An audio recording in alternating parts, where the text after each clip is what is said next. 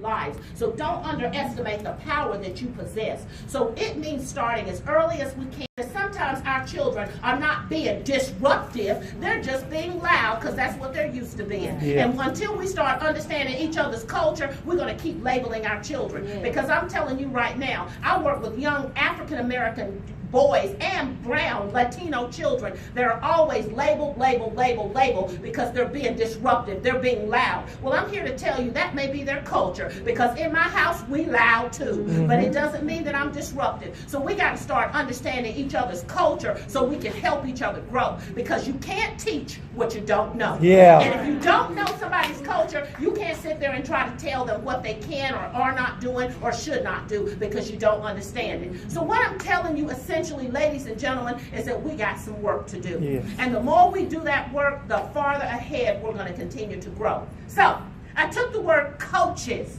C-O-A-C-H-E-S, 7 letters. You know what the 7 is, don't you? Perfection. And you know what 8 is. That's why we're in this room together.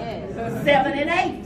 It means something. It means something while we're here together today, so we can pour into each other. It's not me just pouring into you, because I'm going to pour into you. And by the time I leave this front up here or the side or wherever I choose to stand, I'm going to have poured everything I have today into you. I'm not going to be long, but I'm going to be good. All right. I'm not going to be long, but I'm going to be good. It's all right. So I want you to understand, we are coaches to each other's lives. C, you got to be comfortable being uncomfortable. Yeah. Let me say it again. You got to be comfortable being uncomfortable. Sometimes we get so stuck in being around the same type of people, the same messages, the same way we do things, the same everything, that we don't ever get outside of the box and try to do anything different. We get comfortable being comfortable. But I need for you to understand that in order for us to progress our children in the 21st century learning, we have to be comfortable being uncomfortable. Now, my mother, I love her dearly. She is my mother, my mother, my mother. I'm a grandma now, because that was mama. I'm talking about my mother, my biological mother. And then we had some stuff, but we got through it. And I'm telling you that to tell you this. Sometimes along the way, you're going to have some stuff. Our children bring stuff when they come into that classroom. They're going to have some stuff. But we got to figure out, how do we navigate around that so we can get them to levels of success. My mother has 2 modes of operation. Mode number 1, Mode number 2, oh my Lord. It doesn't matter what you tell my mama, you're going to get one of those 2 things. I remember calling her one day and I said, Mama, our cousin Jackie, 42 years old, decided to quit work. She's going to have a baby. My mama said, Yeah. I said, I know. Can you believe it? Found out I was going to get a chance to go to the White House. I went and read at the White House, which was pretty cool in my lifetime. So I called Mama. I said, Mama, guess what? I'm going to the White House. I get to read my book at the White House. She said, oh my Lord. So it doesn't matter what you tell my mama, you're going to get oh my Lord. And I tell you that to tell you this. Change up the way you do things. Stop saying the same old stuff all the time. Stop driving the same old way to work every day. Stop eating the same food all the time. In order for us to change and be progressive, we got to get out of that box we live in and start being comfortable being uncomfortable. Because that's what's going to happen. When we get children to come into our classroom that have ideologies that we don't care for, or they're living in circumstances that we don't condone, we don't get to judge them. Our job is to treat them exactly like we need to treat every child that we have the chance to impact and start moving forward. Because you're going to get some situations that you're uncomfortable with, but you need to be comfortable being uncomfortable. You don't have to like it, you don't have to take it into your house, but you need to be comfortable being uncomfortable. Because some things are going to come to you that you don't like and you don't want, but we got to figure out how to deal with it. Let me see how comfortable you are. Everybody stand up for me.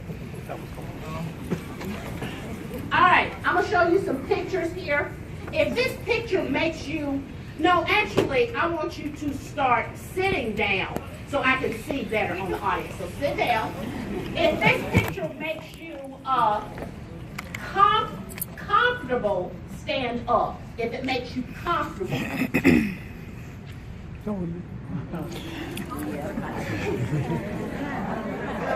it makes you uncomfortable, stay in your seat. Okay, now, why does this make you uncomfortable? Let me stand It's up. not healthy. Why does it make you uncomfortable, sir? I was thinking The way it's cut. Why does it make you comfortable? Because every Saturday my mama made it for dessert and I just made it because I had a butter. Oh, okay. Why does this make you comfortable seeing this? She said she makes some of the best pies, no matter how you cut it. All right, everybody sit down. If this picture makes you uncomfortable, you don't like it, stand up.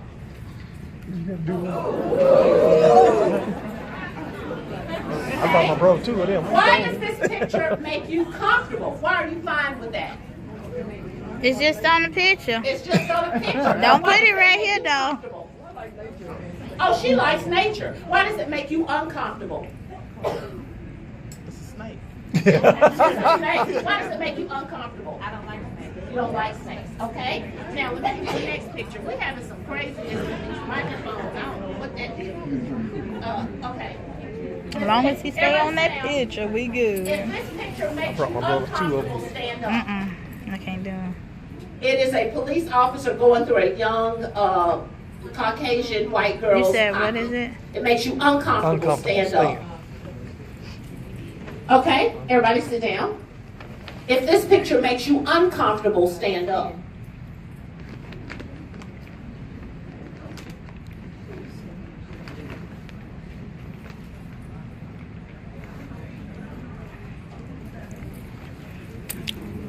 It makes you uncomfortable. Look around the room. This is interesting, isn't it? This is interesting. If this picture makes you uncomfortable, everybody sit down. If this picture makes you uncomfortable,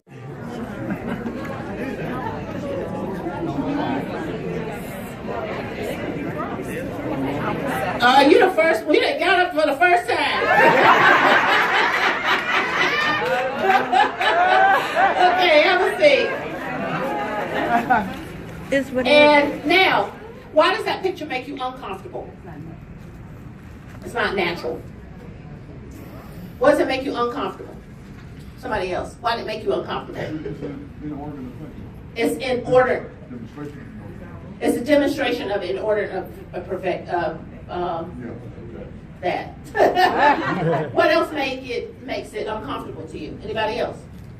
What makes it uncomfortable? I don't want my son to. You don't want your son seeing that. But you're gonna Okay, their brother. so that made you uncomfortable. The people raising their hands again who made it said that it makes them uncomfortable. Raise your hands. If it makes you uncomfortable. Okay, hands down. I want to tell you that's the father and his son. See, that's what I said. The father and his son. And Most of us would put our I think that sometimes when we make assumptions, biases, stereotypes, we start stepping out into uncharted territory because you can't talk about what you don't know. And see, sometimes that will hinder us as educators because we will make these assumptions about people. And I've done it myself. I am guilty of it. I'll be the first one to say about how she wasn't a good parent. I texted her, I called her, I drove by the house, never was there, never responded, never showed up. So I made up this whole idea in my mind of what kind of person this was. After that year of being with that child, I found out that that mom had just gone through a horrible divorce. She was in school trying to make her life better. She was working third shift, and in the mornings during the day, the reason I could never get in touch with her is because she was in school trying to get an education. So I tell you that to tell you this. You got to get to know people from the inside out. If we start looking on the outside, putting our assumptions, biases, stereotypes, and all those things that become attached to people, they have to carry that the rest of their lives. So in order for us, especially educators, and see, that's where it's gotten skewed. Educators have started taking on roles of they're going to judge people. We got to stay we're in our lane and do what we're supposed to do. And that means when you come into that classroom, stand up for me, Miss Roberta. My job is not to look at you, to decide how you live in your life, tell you how you should live better. My job is to stand in front of you, put my toes in front of you, look at you square in the eyes and say, how can I make your life better? Yeah. That's what we're supposed to be doing. And if we continue doing that, because Head Start has proven that you can do that and be successful, we're going to do everything we need in order to be engaged. But the key is, in order to be comfortable being uncomfortable, we've got to be aligned. We got to know the families that we're serving. We got to know the kids that we're serving. We got to know the community that's out there and the resources that are available. So let me see how aligned you are. I want everybody to stand up. I want you to face one person. I don't care who you look at. Now, here's what I need for you to do. I want you to get your hands lined up in front of them. Put your hands up. And I want you to line your hands up. You don't have to touch, just be lined up. One of you is going to be the teacher, and one of you is going to be the parent. You do not have to trust that they're going to direct you in the right way. Trust that the parents can give you some good advice while you're in that classroom. So trust is built on that comfort being uncomfortable. Yeah. So knowing that in order to coach somebody else, we got to be comfortable in the space that we sit, and we got to make other people feel comfortable. Because you know as well as I do, if parents don't feel comfortable, they will not come into that space. And Head Start is built on having that open door with our parents. So we cannot let that wane by any stretch of the imagination. Oh, if you want to be coaches and you truly mean you want to coach somebody in their life, you've got to be optimistic. Oh my God!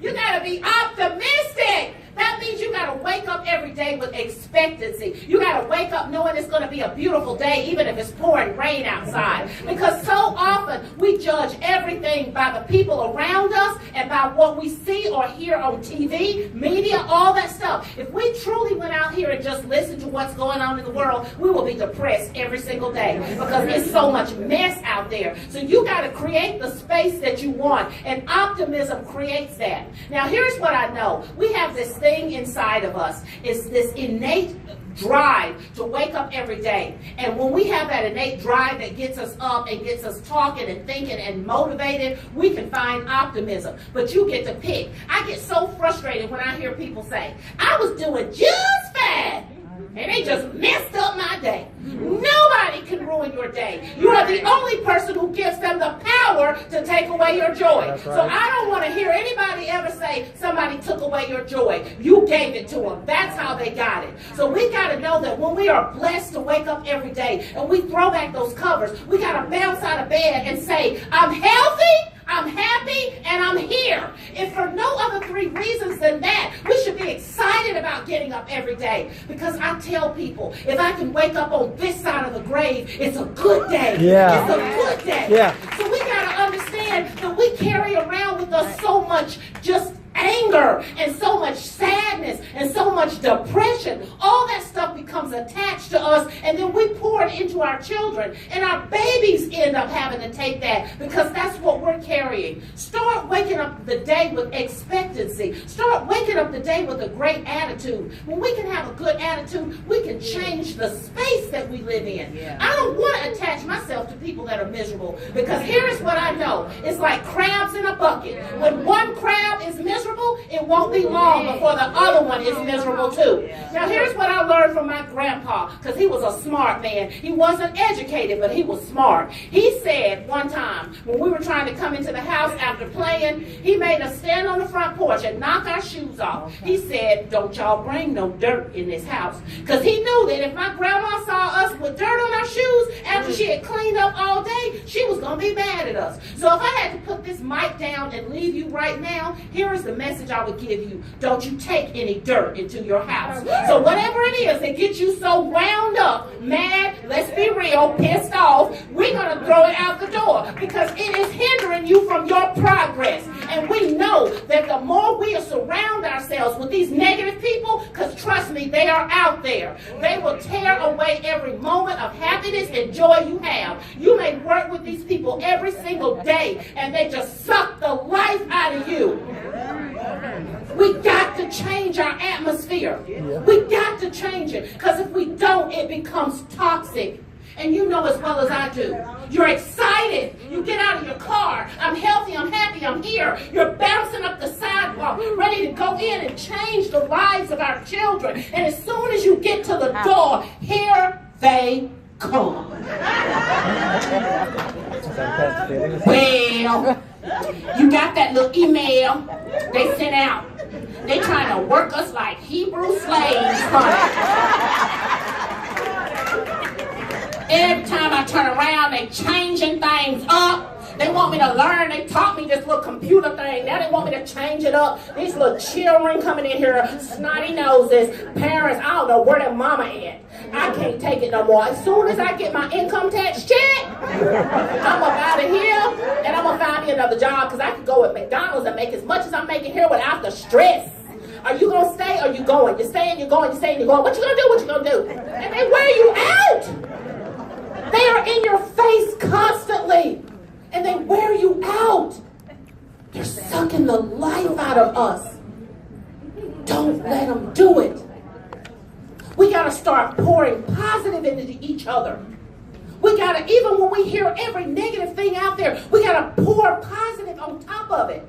Because that's how we survive. Because if we go out here in this crazy, mad world, we would never find happiness. Because it's all negative. Our natural default in our brain goes immediately to negative. Because that's what we've been taught is a safe place. I don't want to be in the safe place. I want to be in the place when everybody is miserable, that I'm the one that has a good attitude. When everybody is sad, I'm the one that says good morning. When everybody is upset about everything, I'm the one that says, but I'm lucky to have a job. I want to be that person. That's who I want to be. I want to be that person.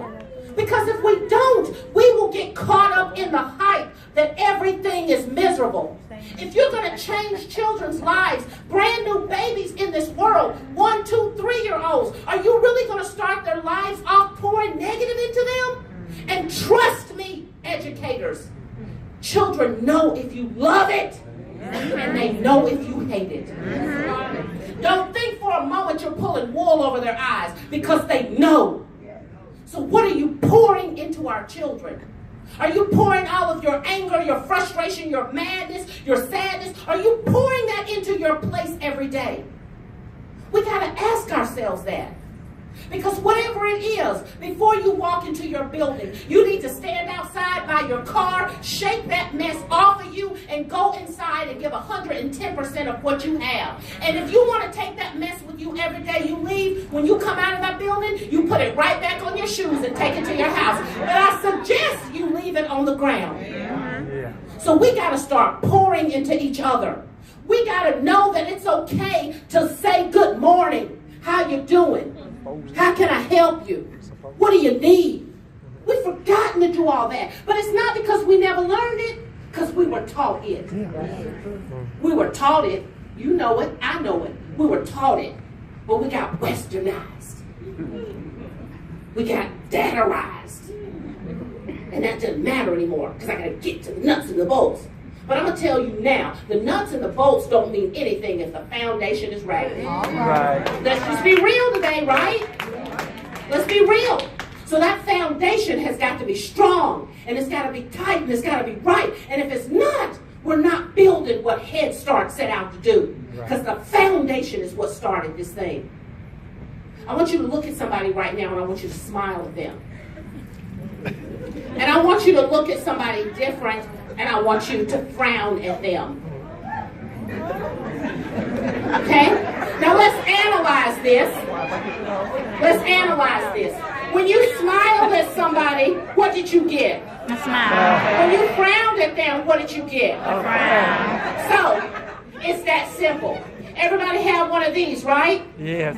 Okay? I want you to take this out for me.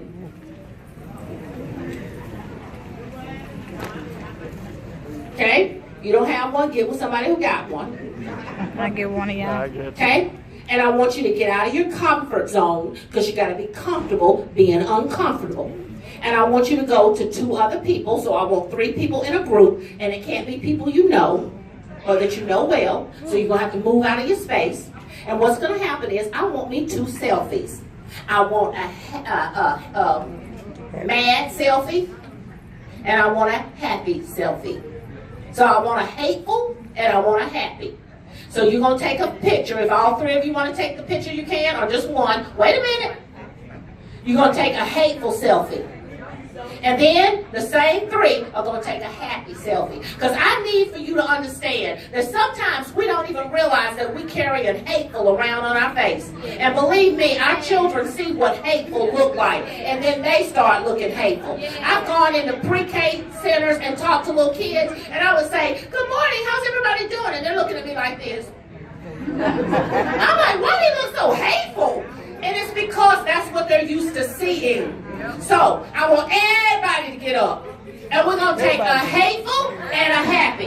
Go to somebody you don't know. Get comfortable to be. Yeah. So for me, optimism means that I get up in the morning and I get to pick. I get to pick. Some days I'll get up if I'm on the road traveling. I'm usually on the road about 20 to 22 days a month. And I also teach at Clinton, which is an HBCU in Rock Hill. And Clinton and Clemson, the disparities are great, needless to say. You know, Clemson is my upper echelon, affluent, mostly white, other population. My HBCU are mostly my African American, some Hispanic. They struggled with school, a lot of them did, in that population. But I like to be in both spaces because it helps keep me grounded so I don't trip. Because you know, sometimes we get a little education and we trip. I didn't go to Harvard because I needed to go to Harvard. I went to Harvard so I could have some space to say what I need to say. And so that's what I love about it. So but sometimes we get a little education and we kind of forget things. But I like being at Clinton because it reminds me that I still have work to do. So even when you have children that excel, don't forget the children over here that are coming from across town. You know, sometimes we look down on different children. We treat certain ones one way and another one this way. I meet a frowner who will look at me and say, your life can't be that perfect, so put your smile away. But every time I wear a smile, the world seems so much brighter. And no matter what's on my mind, you know, the load somehow gets lighter. You see, the world is full of people who carry an extra frown, but when they try to offer me one, I just smile and turn it down. So in the morning when you rise, you let a smile begin your day. And watch out for those frowners because they'll steal your smile away. Oh, optimism. Hey, if you truly want to be a coach in somebody's life, action beats conversation. In other words, you got to put your money where your mouth is. In other words, you got to walk that walk instead of talking that talk. So you got to do something. If you think that you have a facility or an organization that needs change, what are you doing to become part of the change? Are you becoming part of the problem? Or are you really truly part of the change? And sometimes we'll sit over to the side and say, well, I knew that wasn't going to work. I knew they weren't. Yes, we do that. Because when we have to talk, that means we got to work some too. So we got to be able to put our money where our mouth is. If you truly want to see change happen, you got to go out there and help make some change happen. You can't just sit in your side of the room and say, well, this is just how it is. No, it cannot be that. Because look at it, guys. We have sat for too long. Look where we are. Do you see? Do you see where we are? We're going backwards, y'all. We are going backwards. And it breaks my heart because I know when I think about the people who have gone before me, I am standing on some shoulders of some mighty, mighty people, y'all. And I'm not just talking about the icons. I'm talking about my great auntie. I'm talking about my cousin. I'm talking about people that really went out and made a way for us. And we're going backwards, y'all.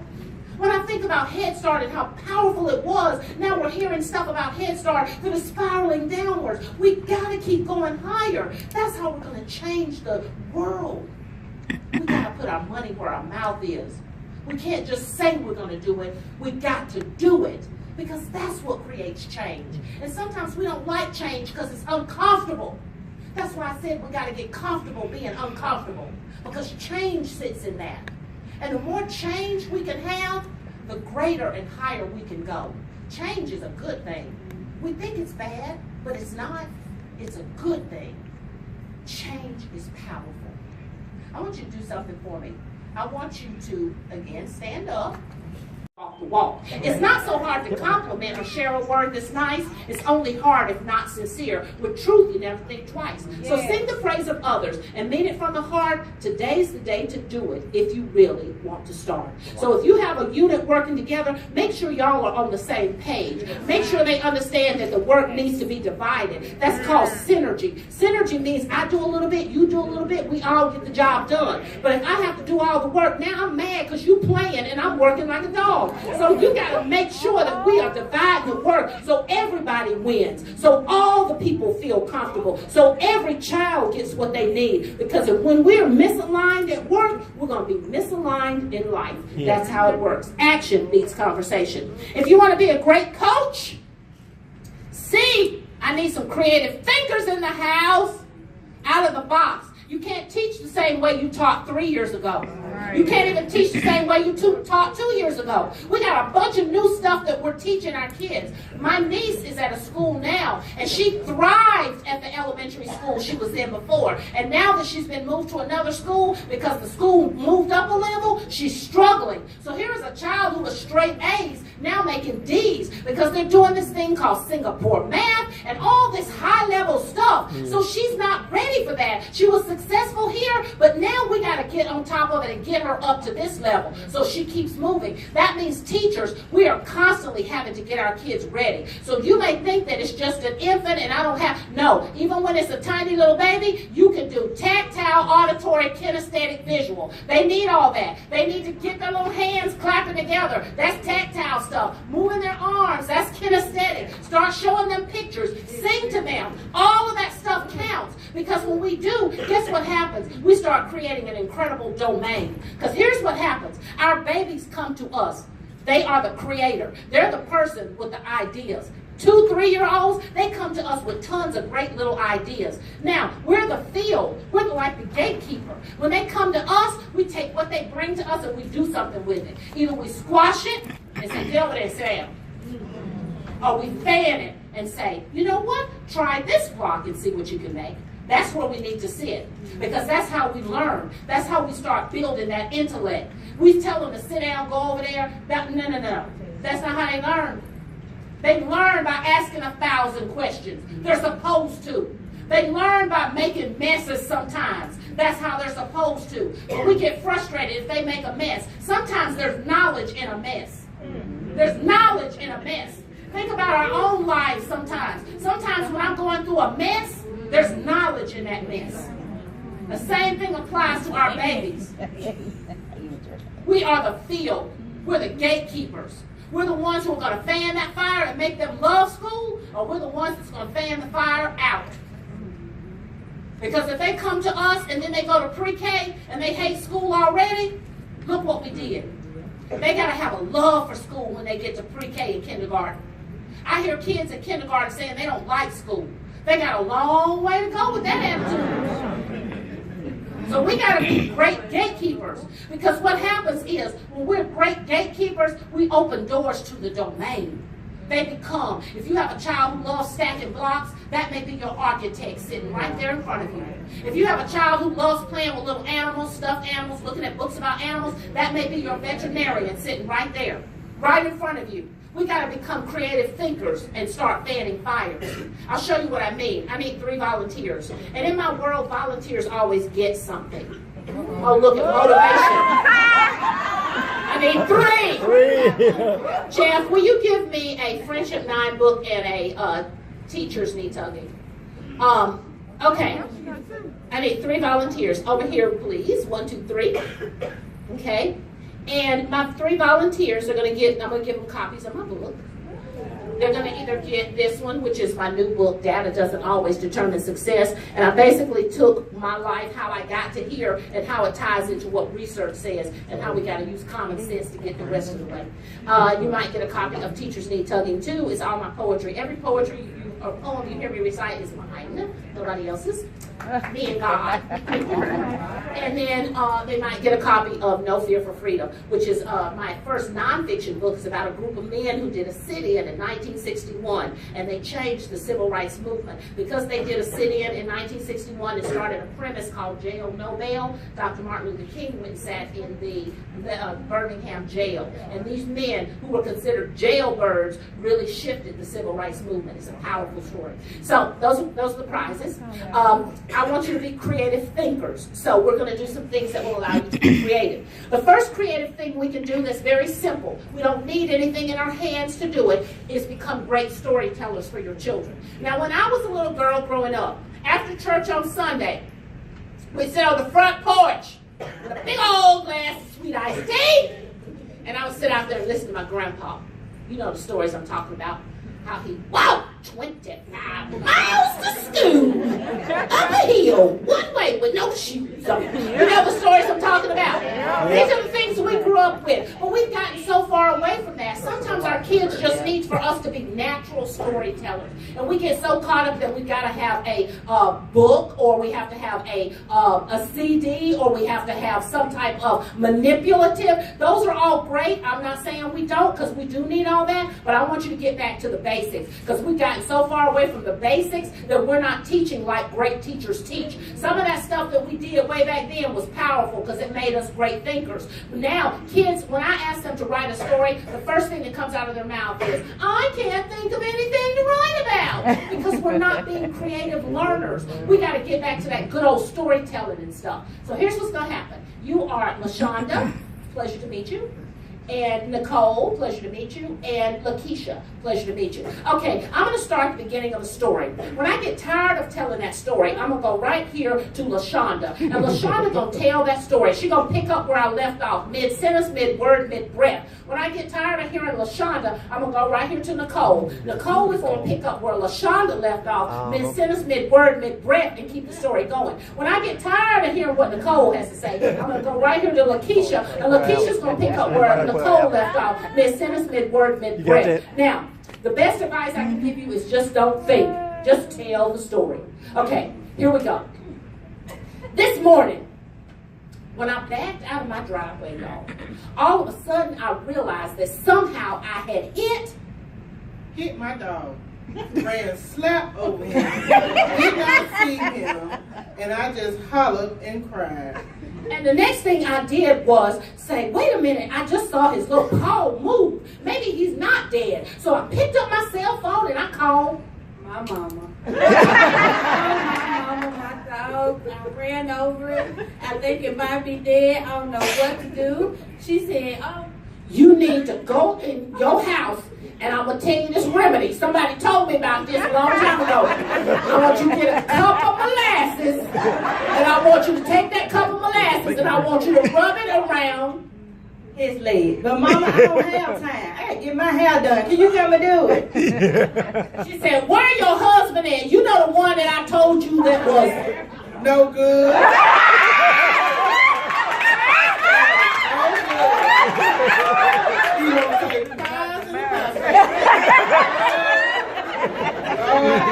I said, Mom, I don't have time for this conversation. Here you go, starting up again. I said, who else can I call? She said, well, the only other person I know who know this remedy is your auntie.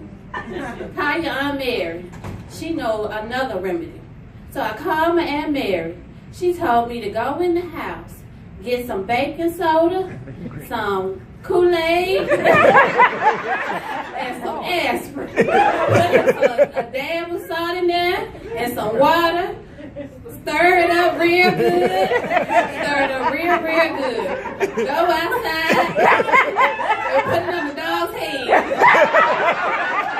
So I did everything that Robert Mary said, stirred it up, went out there, rubbed it on the dog's head, and Lord, the next thing you know, the person I looked up and saw was Jesus coming out.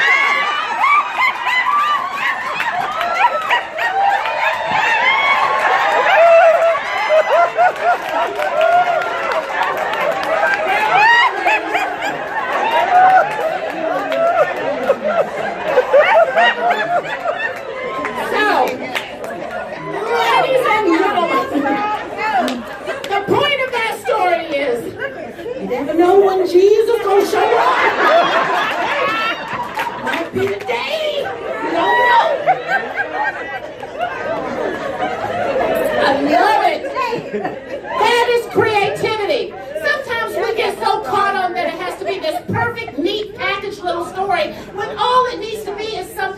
sharing with your children. Tell them stories. Find ordinary objects and turn them into extraordinary objects. You may be sitting there with a beach ball in your hand. Make up a story about the beach ball. You may have a little stuffed animal in your hand. Take them on a great adventure with a stuffed animal. And it needs to be the infants too. So if you're sitting there with your baby coddled in the arm, you tell the story. If it's a 1-year-old, sit there and tell them a story. It doesn't have to be 10 minutes long. It only needs to be 2 or 3 minutes. But be creative thinkers. That's how we change the world. If you build your mind one day at a time and let your thoughts just flow, there's never a doubt or question at all as to whether ideas can grow. You have to believe that your mind is the best and that dreams can really come true, but most of all, believe in yourselves, and there's nothing that you can't do. So stop thinking can't and start thinking can. Always. By building a positive mind, reach for success in all that you do and leave negative thoughts behind. Build your mind. Okay. Let's start winding this thing up. H, if you want to be a coach, hearing versus listening. Now let's go back and recap what coaches is so far. C, comfortable being uncomfortable. Get out of your box. Stop doing things the same way. Move around. Talk to people you haven't talked to before. Eat food you've never eaten before. Go a different route sometimes. Be comfortable being uncomfortable. Optimism. Wake up every day with expectancy. I expect to have a good day. I am here. I'm healthy. I'm happy, and I'm here. That's power. Action beats conversation. Use your action to prove that you're going to change things. C, creative thinkers. And then H, hearing versus listening. If you got something that you can write down on, and if you don't worry about it, I want you to write the word hearing, H-E-R-I-N-G. Just jot it down on something so you can see the word, because you can see it better that way. Hearing. Now, H-E-A-R-I-N-G. I want you to mark out the H, and I want you to mark out the I-N-G. What do you have left? Ear. Ear. That's what happens. When you're hearing, it's just in one ear and out the other. You lose the H, you use the I, you lose the I-N-G. It goes in and it goes out. All you got is an ear. That's what hearing is. Now I want you to write down the word listen. L-I-S-T-E-N. I want you to underline I-S. I want you to circle T. And I want you to underline E-N. Listen, when you listen, it is I-S-T, total, E-N, engagement. Listen is total engagement. When you hear, it's in one ear and out the other. We want to encourage our children to be good at listening, not just hearing. Because when they hear something, they don't stick it in their brain. But when they listen and you actually teach them things, they listen to learn. So listening is total engagement. So when you are talking to your children, don't just talk to them as your back is turned. You've got to get that eye contact. And I've got to make sure you're listening. I might get a nod of the head. I might get a smile from them. That lets me know that they're truly listening, because that's total engagement. But if they're just hearing, you're moving around and the words are coming in and they're going out. So make sure you practice listening, not just hearing. Okay? How many people by a show of hands would tell me you're pretty good at listening? You would say you're okay at listening. Okay, we're going to see about that. Everybody stand up. Okay. Since we had beautiful story just now from our amazing trio. Okay, let's get going. E, if you want to be great coaches, expectations. That means you got to expect your coworkers to do what they say they're going to do. You got to expect the Head Start program to do what it says it's going to do. You got to expect the community to step up and do what they say they're going to do. We got to expect things. You ever heard somebody say you have not because you ask not? Yeah. James. That's right. We need to start doing that. We got to ask for things. You got to ask for what you want. If you want it, you got to start expecting that people are going to step up and do what they're supposed to do.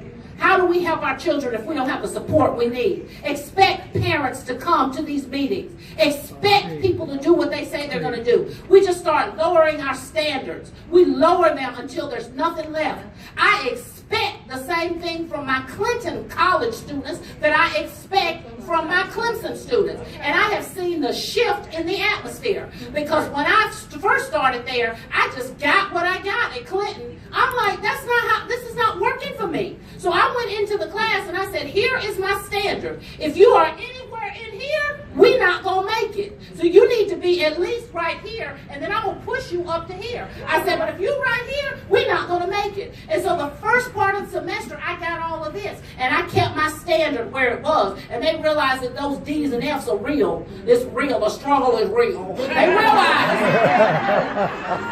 And they come. Here they come. Dr. Kim, well, reason no, there is no excuse. Were you sick? No. Did somebody die? No. Then I don't want to hear it. You need to be in class. And you keep your standard there. And now my Clinton kids are right here. They come into my class, they be putting on their shoes so they're not late. They're like, I'm here. I'm like, all right, Jake, I'm getting ready to shut this door. Expectation. We have lowered it. Keep your standards high. When you keep the standards high, you start getting what you expect. But if you keep lowering it, you just get what you get. We got to stop that. We got to expect more. So start expecting great things. Expect Head Start to be the best program and work towards making that happen. That's how we do it. That's how we do it. And it takes teamwork. No man is an island. I can't do it by myself. I couldn't be successful in that class without my students coming in responding. I couldn't be successful. We've got to expect it, but we also have to operate like a team. If you just walk out there and say, I'm just going to do it myself. No, that's just as bad as having no expectation. We've got to expect people to help and create a team. I want you to stand up for me. And I want you to put your arm to speak success. Speak it. You got to speak it. You know, for those of you who know and love your Bibles like I do, there's a verse that always follows me. I love this verse. It's Philippians 3:13. Yes. And it says, this one thing I do, forgetting all things that are behind me, I press towards the mark. Yes. Press. So that means in order to be successful, sometimes you want to press. In order to be, sometimes even when somebody's talking you down and you got to hold your tongue, you might have to press. So success comes from the press. If we don't press, we will not be successful because there are going to be roadblocks along the way, y'all. There's going to be things trying to knock us down along the way, y'all. But if we speak into the atmosphere, success. Because here is what I know. There is power in the tongue. Yes. And I got to start speaking into these babies' lives. I got to start speaking what I see them as. I don't see them as problematic. I see them as progressive. I don't see them as slow. I see them as serious. I see them as success. You got to start speaking this stuff into their lives. When they come in and they feel defeated, you got to say, you're not going to be defeated because I believe in everything that you touch is going to be successful. We got to start saying this stuff. We got to start putting into the atmosphere our own belief. If you ever wanted to go back to school and you say, well, I just stop it right there. You say, I may not be able to go right now, but I'm going to get there.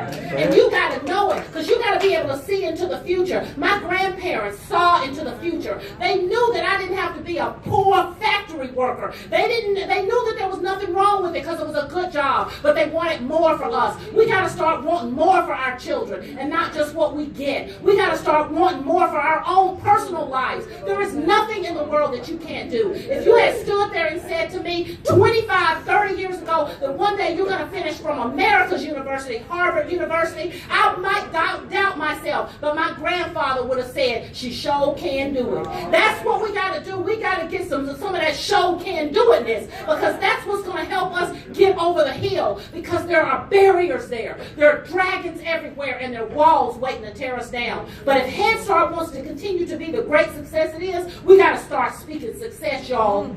There was a young man that I worked with who was struggling with his reading. And I had teachers that I admired and loved, but they got in my ear. Teachers I admired got in my ear and said, oh, he's difficult. You're going to have a trouble. His parents, his mama's boyfriend ain't helping. I mean, they were in my ear. And for a moment, I bought into it. And I was scared to help him because I didn't want to deal with all those problems. And I tell you that to tell you this. Speak success. So if I saw that teacher again today, I would say that may be his case, but it will not be his future. That's what I would have had the power to say. So you got to get the power to start speaking success. And sometimes success takes boldness. Sometimes people can't understand how you can wake up and go into a job that's full of a whole bunch of mess. Because sometimes you have to be a little crazy to do it. And people won't understand because they're not there yet. But when you can walk in a bunch of a whole bunch of mess and still speak positive, you found success. You found it. So this young man was defeated, but I refused to let him be defeated. So I worked with him every day. And yes, he was a challenge. Yes, he was a struggle. And we're supposed to accept our challenges. That's how we get better. If every day was the same, you keep doing the same old thing. It has to be a challenge so you get better at what you do. You are educators. You're not babysitters. You are full-fledged educators. And you need to act and walk in that. That is your destiny. So don't think that you're just taking care of kids. No, you're much greater than that. Don't forget who you are. Got a tear to my eye. Speak that. So this young man, at the end of this whole tutoring session, he came up to me, and you could tell it was a young man who didn't love a lot because he just wasn't given love. And he came up to me and he said, Miss Kim, thank you for believing in me. And he meant that from his heart. And I always tell people that every book I've ever written, I wrote that book. But I tell people this book wrote me. I wrote a book called The Climber, and that's what I'm going to end with. It says, your goal is to visualize success every day, though others may try to take it away. Don't lose sight of the heights that are higher than high. They're the invisible sights that exist if you try. You see, you may not see visions when you start on your trip. You may even reach up, and your reacher may slip. But you're a climber of sorts, a climber indeed, and you'll get to the top with the greatest of speed. Don't you back down from fear. Don't you let it control. Use all of your wisdom, your heart, and your soul. And if you step every step and climb every climb and stop to reflect at least some of the time, you'll realize the steps are easy for you. You have all the smarts. You know what to do. Just come up with a plan that can steer you around those fire-breathing dragons that wrestle you down. Though they fight you from left side and then from the right, hold on to your vision. Hold on to it tight. You know you worked on a plan, the best one to use, but still you feel shaken, battered, and bruised. Don't you quit on your quest to follow success, though facing discouraging levels of stress. You see, there may be someone who fights dragons too, and they may be willing to fight them with you. So take a deep breath and get back on that ladder, though you know that the dragons will get madder and madder. You let them see your desire to climb and to win. You dig deep in your soul and you dig from within. And then watch what will happen with each breath that you take. The reach of those dragons will soon start to break. You'll almost be there, almost to the top, when all of a sudden your climbing will stop. You'll look down below and see someone in need trying to climb with the desire to succeed. You could keep on climbing and forget what's below, but part of success is to know what you know. That you cannot climb higher without lending a hand, because helping each other is the law of the land. So hold out your hand and offer a smile and realize the climb was more than worthwhile because someone helped you. Now you help another. All climbers get visions to share with each other. All right. That's it. All right.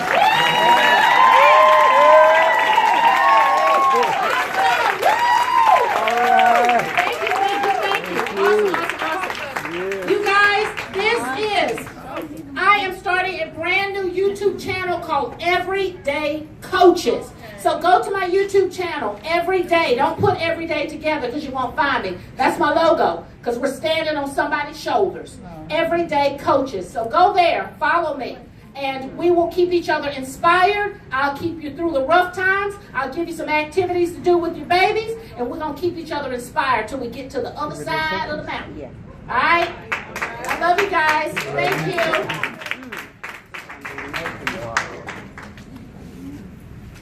Now, let the church say,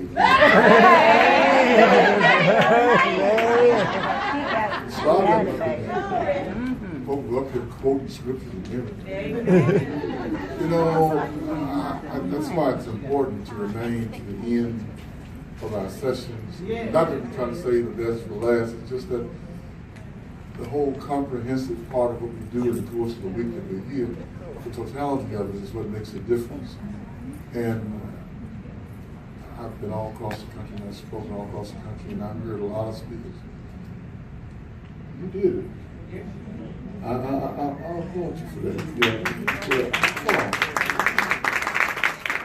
She is off the chain. I think the collection box is near the back.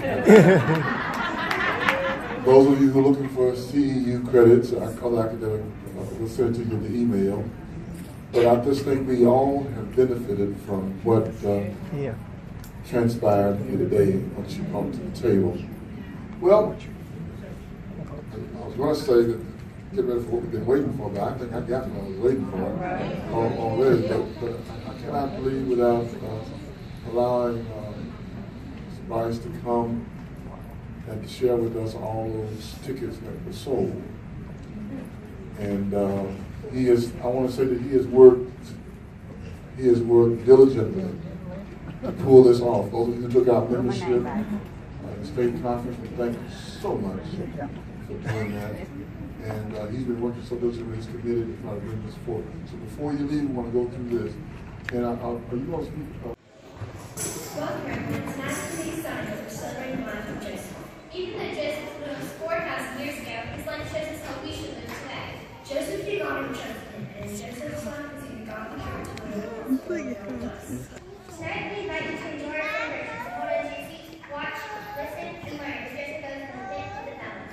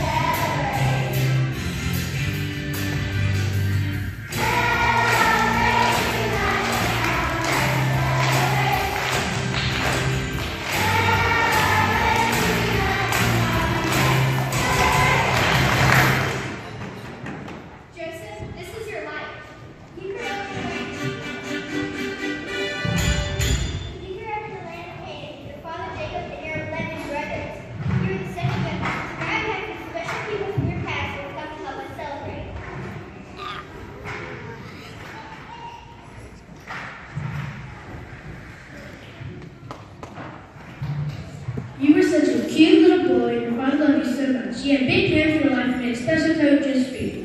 Why, that's Bill Hall, our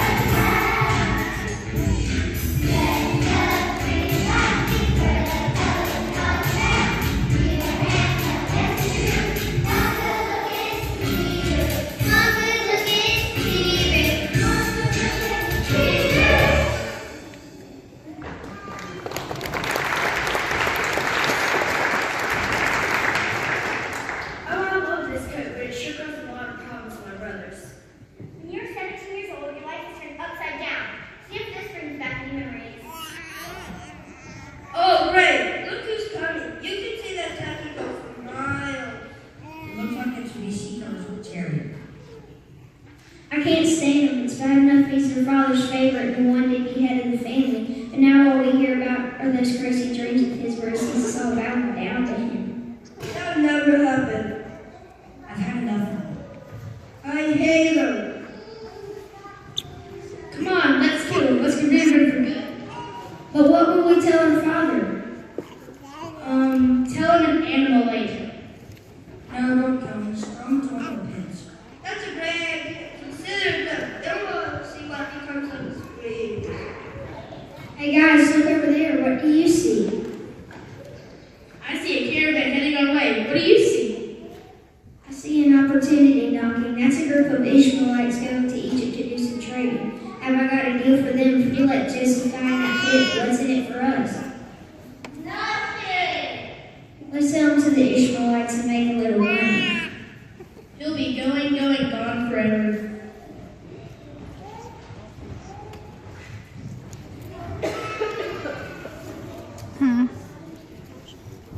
They ain't reading that.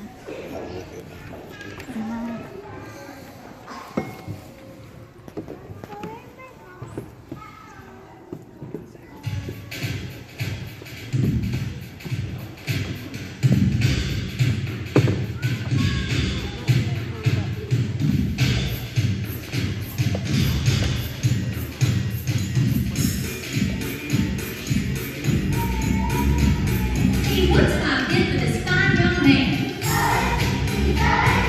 We'll take him to Egypt land. He's in perfect health, as you can see. Strong enough with all his teeth. Don't play the great slave, yes indeed.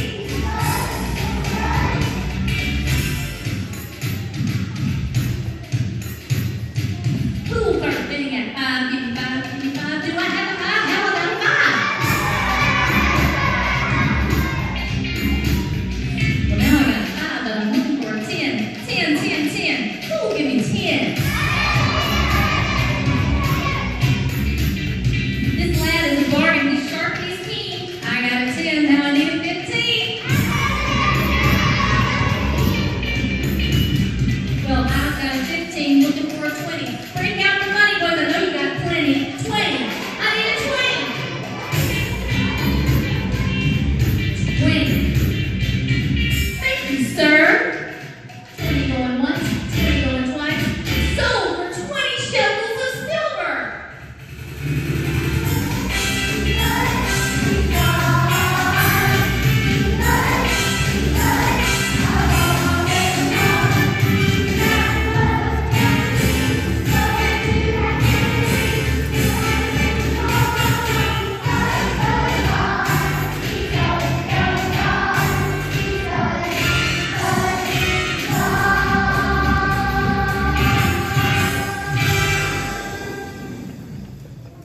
Joseph, when you got to Egypt, our next guest spot was from the Ishmaelite traders.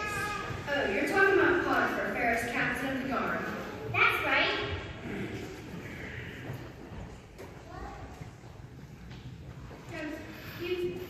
You him a trusted servant in our house. I could tell God was with you because he made everything in its existence. I put you in charge of my household and fields. Because of you, God blessed all that I am. Everything was fine until my wife tried to get you to sin. But you are a man of integrity and obeyed God's law. Joseph, you did the right thing. Well, if God that gave me the strength to stand the temptation, he always gives us a way out when we're faced with sin. It's up to us to choose his way. And that's what you did. You didn't think twice. You just knew what to do.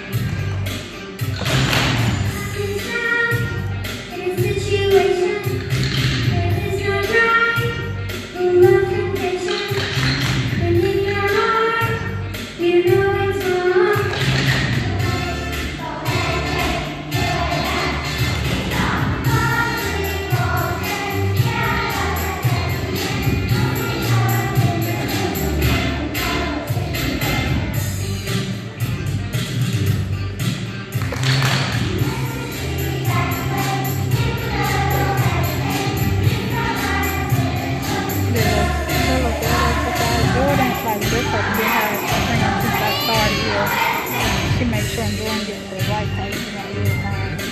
She did. And she goes, the dark one. She said, Jordan said one day, I'm the only black girl there. And she's like, it's alright. I used to be, it's alright. You're not the only black one for real. I said, that's Miss Sandra, my daughter. My first boss that was working. They did tickets to the game to do the game, yeah. Because her husband, Robbie, used to be the manager. Used to be the manager for Alabama and Harvard Bomb. So they just kept it going and saving tickets every year. And she, usually, then I go to the game, she'll pick tickets to give it to her family.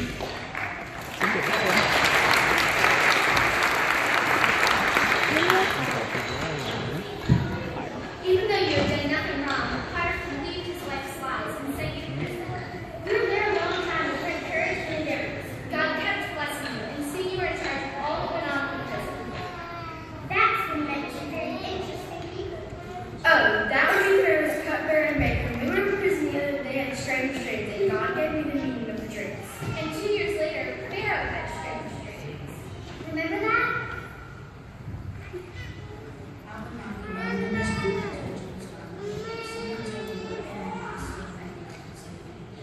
Only now you will explain about the 14 heads of Pharaoh, with 7 good and 7 bad men. I know a man I do a king who through his power interpret dreams. I would not, should not have forgotten about this man, and I feel right. His name is Joseph the Sitkeeper. He'll be here soon to speak with you, and his guide will help him explain all about the cows and the grain. Greetings, Pharaoh. Hear these things. God has told me about your dreams.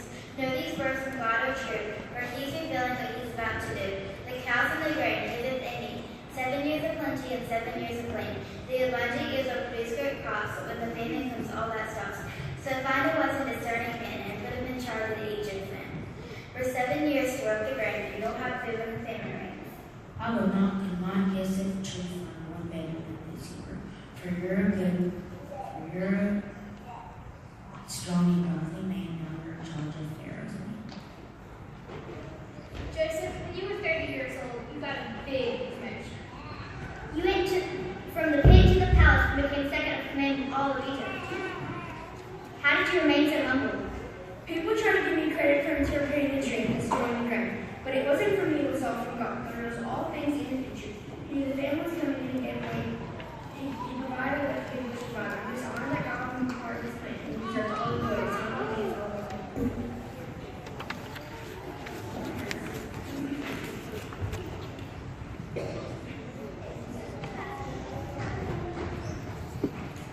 Is this the part? Oh, Lord. Look at her, that's so heavy.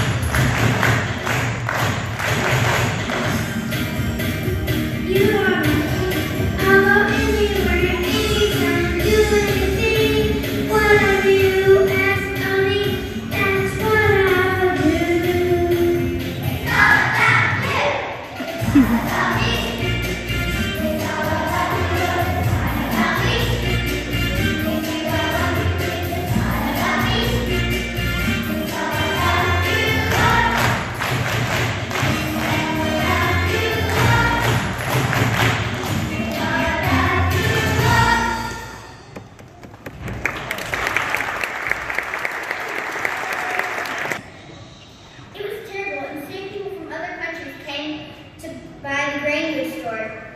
This brought some very interesting visitors. I can't believe it. These are my brothers. I have not seen them in 20 years. I don't think they recognize me. And look, they're bowing down to me, just like in my dreams. Let's see what they're up to. Stand, foreigners. Where do you come from? From the land Canaan, sir. There's a terrible famine where you're not right food. I think you're spies and you've come to seek the weakness of Egypt. No, sir, no, sir. We've always known about them. We're on this map. We're not spies. We're 12 brothers, sons of Jacob, great grandsons of Abraham. Our youngest brother is with our father, and one brother is dead. Maybe my father is still alive, and my brother Benjamin too. Let's find out. Here else you can prove your honest men. Leave one brother in the guardhouse while the rest of you take the food back to bring back to him. I've often wondered what I would say, and by chance I saw you one day.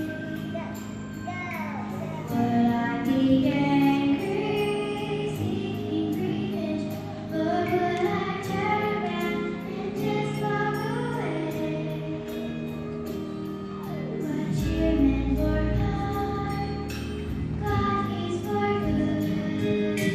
He has a plan for our life, and as He directs us, He also perfects us to be merciful, compassionate, and His eyes. So don't forget, you my brothers, I forgive what you've done to me. I forgive you, my brothers. I love you so, and want you to know I forgive.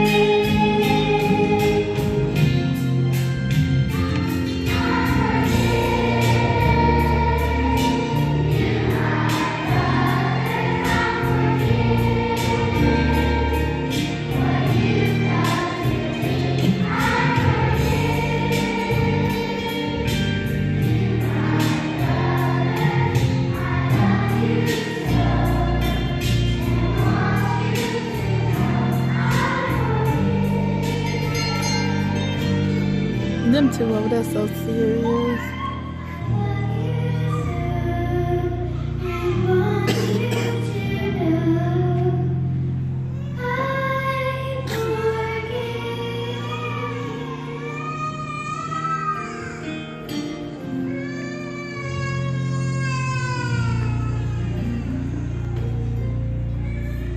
Yeah.